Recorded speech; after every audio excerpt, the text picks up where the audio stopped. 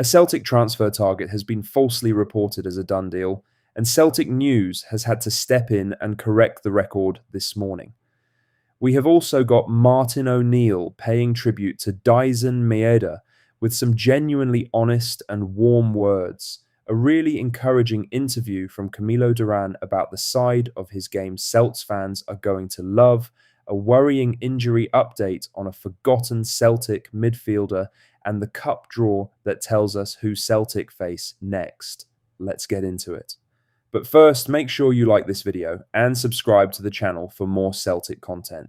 Camilo Duran has opened up on the part of his game that is already drawing comparisons with Daizen Maeda, and his words will give Celtic supporters plenty of reason to be excited. The Colombian has scored 3 goals in 3 pre-season appearances, which is the headline number. But speaking to Record Sport, Duran made clear that his pressing and work rate without the ball is just as important to him as anything he does when he has it. He said, "I always aim to run and press hard. That's something the fans can expect from me on the pitch. It's always been a part of my game." In Karabag, it was the same.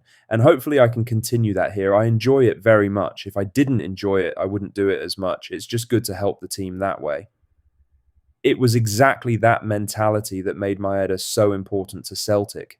His pressing forced mistakes, created chances, and set the standard that the entire front line had to live up to.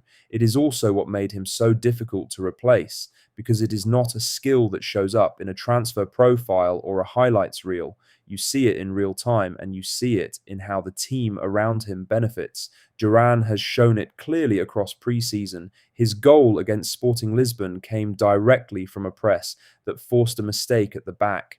His press against AC Milan created the chance for James Forrest's goal in the 2-2 draw on Saturday. That is not coincidence. That is a player who has built his game around this principle, and it is already making Celtic better. 3 goals and a pressing engine. Celtic supporters are going to love him.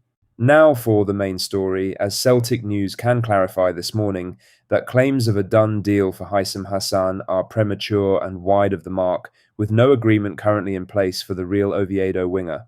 Reports surfaced yesterday suggesting Celtic had reached an agreement with Oviedo to sign the 24-year-old, sending excitement levels among supporters through the roof.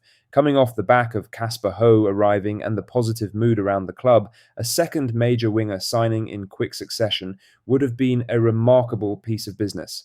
However, Celtic News understands there is currently no deal in place. The journalist who published the original claim has since deleted the post, which tells you everything you need to know about how much weight it deserved to carry in the first place. As the article points out, verified accounts on X can now be purchased by anyone. Celtic's name in a transfer tweet generates enormous engagement, and that engagement is what some outlets are chasing. Supporters should be cautious about what they accept as confirmed during the window, particularly when major reliable sources are not backing the claim up. That said, the Hassan situation is not dead. Celtic News understands negotiations are ongoing for the Egyptian winger, who has entered the final 12 months of his contract with Real Oviedo.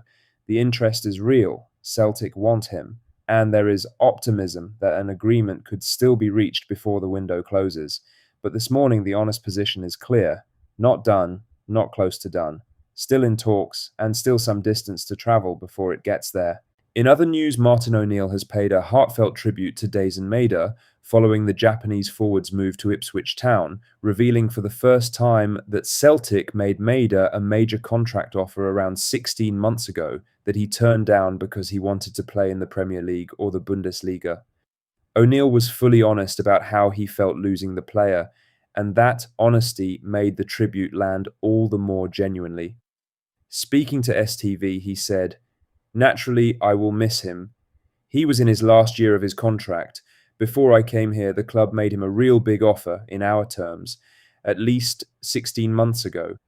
And the lad refused to do it in the sense that he wanted to play in the Premier League if he could, or the Bundesliga. So I will obviously miss him, but I'm delighted for him at the same time, genuinely delighted for him. He deserves the move because he's been fantastic for the club. We will miss his presence about the place, and Ipswich will be getting somebody that they will grow to really like." The detail about Celtic offering to keep him on the same wages 16 months ago is worth noting.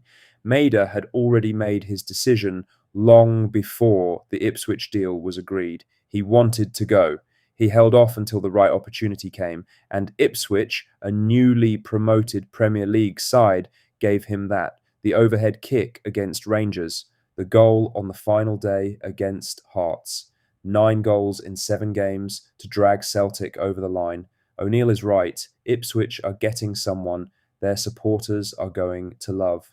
In other news, Odin Holm has revealed he has undergone surgery after a rare medical condition left him feeling, in his own words, half paralysed during his loan spell in Major League Soccer with LAFC. Holm was diagnosed with compartment syndrome, a condition that causes dangerous increases in pressure within the muscles, severely restricting blood flow and making any kind of physical exertion extremely difficult. For a footballer, it is a nightmare diagnosis. The 23-year-old Norwegian was considered one of the brightest midfield talents in Europe when Brendan Rodgers brought him to Celtic, but he has never been able to show it consistently at Parkhead. After struggling to break through, he went to LAFC on loan, where the condition worsened to the point he described feeling like he was playing with one side of his body not working properly. He returned to Celtic in January before heading out on loan again, this time to Norwegian side Vålerenga. Now, after what he describes as a lengthy period where Celtic preferred a more conservative approach, surgery has finally been carried out. Speaking to Norwegian media, Holm said, "I finally got it operated on and it feels really good. I'm a little more optimistic after talking to some people who have been through the same thing and got better, so I'll just keep my fingers crossed." He also added, "I haven't played that much football, so I've learned how to get through tough times. That's an extra part of my experience too. I think I have a future playing football. As long as my legs are okay now, there's nothing holding me back." Holmes still has 2 years left on his Celtic contract. Everyone will be hoping the surgery gives him the fresh start his talent deserves. Lastly, Celtic have been drawn away to Dundee United in the last 16 of the Premier Sports Cup, with the tie set to take place at Tannadice Park over the weekend of the 15th and 16th of August. The timing is significant. That tie will come the weekend before Celtic are expected to play in their Champions League qualifying playoff, which means O'Neill will need to manage his squad carefully across a very congested and high-stakes fortnight. Celtic reached the final of this competition last season under Wilfried Nancy's management, defeating Rangers in the semi-final at Hampton before losing the final to St Mirren. That defeat was a painful moment, but it did not define the season. The league title and the Scottish Cup both followed, delivered under O'Neill's management. The goal now is to go one step further in this competition and reclaim the trophy. Dundee United will have home advantage and will be looking to cause an upset. They will be well aware that Celtic's squad will have had a short pre-season and could be navigating a challenging schedule at that point in the campaign. That's all the latest Celtic news for today. Make sure to hit that like button, subscribe if you haven't already, and drop a comment below with your thoughts. I'll see you in the next one. Hail, hail.